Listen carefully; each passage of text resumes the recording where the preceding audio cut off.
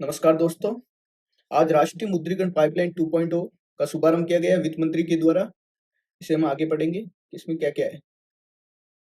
इसका मुख्य विवरण और लक्ष्य देखते हैं अपन। इसकी अवधि कितनी रहेगी?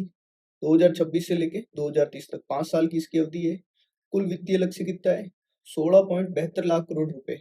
एनपीएम 1 में कितना था? 6 लाख करोड़, उससे 2.6 लाख गुना ज्यादा है। निजी निवेश भी आएगा इसमें, 5.8 लाख करोड़ का निजी निवेश होगा इसमें। ठीक है गाइस। फिर नोडल संस्थान कौन सी इसकी? तो नीति आयोग है। फिर साथ में जो मंत्रालय है उनसे विकसित करके। प्रमुख क्षेत्र कितने हैं इसमें?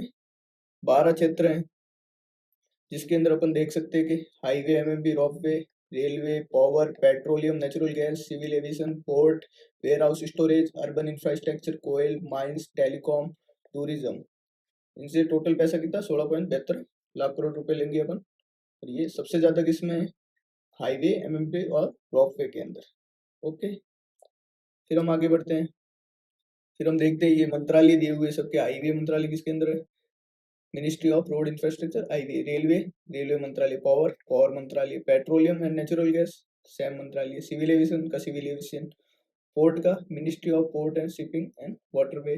वेयर हाउसिंग एंड स्टोरेज का department of food and public distribution, APD. फिर अर्बन इंफ्रास्ट्रक्चर का क्या है? Ministry of housing and urban affairs.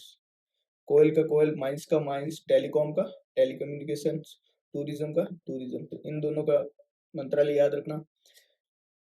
इस योजना के अंदर 5 चरण है। इन 5 चरणों में ये योजना कार्यान्वित होगी। सबसे पहले क्या करेंगे? ये भाई जो एसेट है उसकी पहचान करेंगे। फिर एसेट के लिए जो सूटेबल मुद्रीकरण मोड होगा कि भाई सरकार इसको कौन से मोड पे दे ताकि सरकार को ज्यादा अच्छा रिटर्न मिले, सरकार वो तय करेगी। फिर तीसरे के अंदर वापस एस्टिमेट निकाला जाएगा कि कितनी वैल्यू प्राप्त होगी सरकार को। ठीक है, इसको 2 पार्ट में डिवाइड करेंगे। एक तो देखेंगे रेवेन्यू शेयर कितना मिलेगा सरकार को, रेवेन्यू कितना मिलेगा। दूसरा इसके अंदर इन्वेस्टमेंट कितना आएगा पार्टनरशिप प्रोजेक्ट से।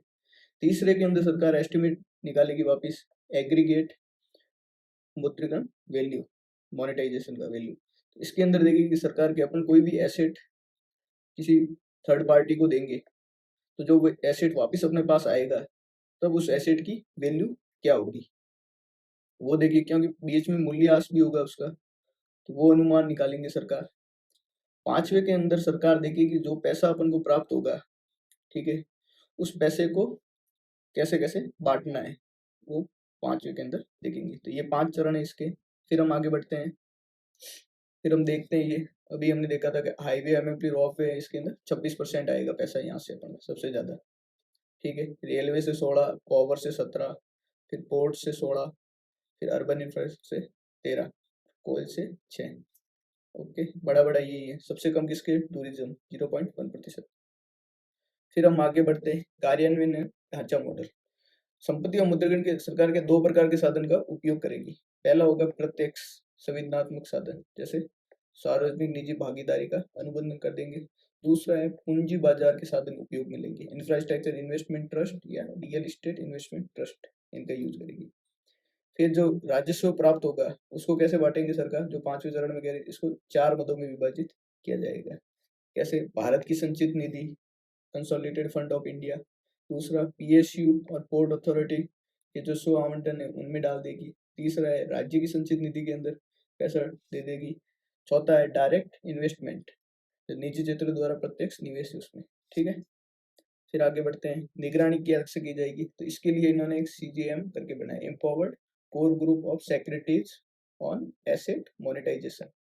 ठीक है, तो कैबिनेट सचिव की अध्यक्षता में होगा ये समूह, कार्यक्रम की प्रगति की नियमित जांच करेगा। इसका महत्व आवश्यकता क्या है? एक संसाधन का पुनर्चक्रण। सरकार के पास जो पहले से मौजूद संपत्ति थी, जो निष्क्रिय या कम उपयोगी संपत्ति है, उनसे पूंजी जुटाकर नई बुनियादी ढांचा परियोजनाओं के अंदर पैसा लगा सकते हैं, वहां से लाके। राजकीय दक्षता, इसके अंदर क्या होगा कि भाई बजटीय बोझ कम हो जाएगा। ठीक है, और सार्वजनिक संपत्ति के संचालन और रखरखाव की गुणवत्ता में सुधार होगा, क्योंकि प्राइवेट सेक्टर भी इसमें निवेश करेगा। निजी क्षेत्र की भागीदारी, कुशल प्रबंधन, आधुनिक तकनीकी से सार्वजनिक सेवाओं की गुणवत्ता बढ़ जाएगी। फिर आर्थिक गति, बुनियादी ढांचे में भारी निवेश से रोजगार सृजन और जीडीपी में वृद्धि होगी। ये इसके महत्व और आवश्यकता होगी। फिर हम देखते हैं कि राष्ट्रीय मुद्रीकरण पाइपलाइन जो है ना 1.0 और 2.0 इसके अंदर तुलना करते हैं। तो जो 1.0 है वो 2022 से 25 तक की 4 वर्ष की योजना थी, और ये 2.0 ये 5 वर्ष की है। उसके अंदर लक्ष्य कितना पैसे इकट्ठा करना था, 6 लाख करोड़ था, इसके अंदर 16.72 लाख करोड़ है। ठीक है, ये इससे कितना ज्यादा है, 2.6 गुना ज्यादा है। निजी निवेश इसमें नहीं था फर्स्ट में, सेकंड में अंदर 5.8 लाख करोड़ का सीधा निजी निवेश है। प्राथमिक उद्देश्य क्या है, इसलिए मुद्रीकरण के लिए एक नया ढांचा तैयार करना था और इससे ब्राउन फील्ड संपत्ति की पहचान करना था। इसके अंदर क्या है, 2.0 के विकसित भारत के लक्ष्य को प्राप्त करना है और इंफ्रास्ट्रक्चर विकास को गति बढ़ानी है। सीख और अनुभव, फर्स्ट के अंदर तो क्या है, ब्लूप्रिंट तैयार किया था, कहाँ से पैसे आएंगे कैसे आएंगे। अब ये सेकंड के अंदर जो फर्स्ट से इन्होंने सीखी है ना चीजें, वो अप्लाई करेंगे। प्रक्रिया का स्वरूप, प्रारंभिक रूप से नई चुनौतियों प्रक्रिया जटिलता का सामना किया फर्स्ट के अंदर, क्योंकि नई नई थी। अब इन्होंने कहा है कि एक तो इजी वे होना चाहिए, दूसरा स्टैंडर्ड वे होना चाहिए अपने पास, ताकि संपत्तियां आराम से पूंजी प्राप्त हो सके अपन को। फिर बजटीय घोषणा, ये 21-22 की और ये 25-26 की। ठीक है, राजस्व आवंटन फर्स्ट के अंदर केंद्र और संबंधित निकाय में होता था, और सेकंड के अंदर 4 प्रकार से करेंगे। भारत की संचय नीति में जाएगा, राज्य की संचय नीति में आएगा, पीओसी को आवंटन होगा, प्रत्यक्ष निजी निवेशों का। इस प्रकार। Thanks for watching, like share subscribe.